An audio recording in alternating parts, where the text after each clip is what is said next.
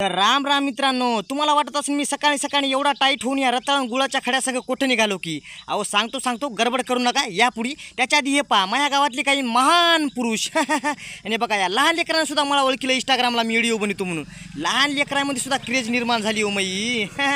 इशे आहे का. आणि हे बघा हे पाहून तर तुम्हाला कळालंच असेल मी कशाला आलो आता. लग्नामध्ये जेवायला. अरे सॉरी खरंच बोललो, लग्नात जेवायला लग्नालाच आलो. त्याच्या आधी बघा हे आपले फॅन फॉलोअर्स भेटले, आपले मित्र जिगरी यार. त्याच्या संग महत्वाची चर्चा केली आणि बघा तेवढ्यात नवरदेव निघाला परण्याला. डीजे लावला. इशेच नाही हो, राडाच आहे आता. आणि आम्ही थांबलो इकडे बाजूला. आमचे कवा दिवस येताना घोड्या बसायचे.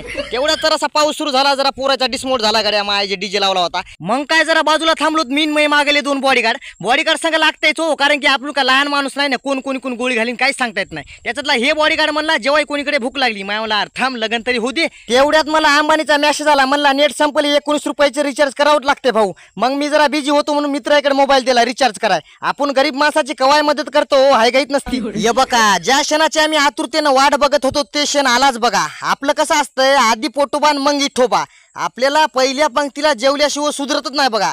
जेवलं की बाकीचे कामं सुधरतात. मेन म्हणजे आपण लग्नाला येतोच जेवायसाठी, मग काय लाजायचंय. जेवण झाल्यावर जरा बफे सिस्टम कोण चक्कर मारा म्हणलं. अहो काय दिवस आले ह्या लोकांवर. एक काळ होता वाढणारे उभ्यानं वाढायचे आणि जेवणारे बसून जेवायचे.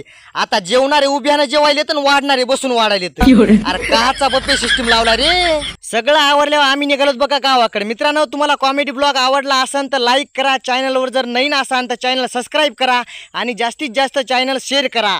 जय श्रीराम.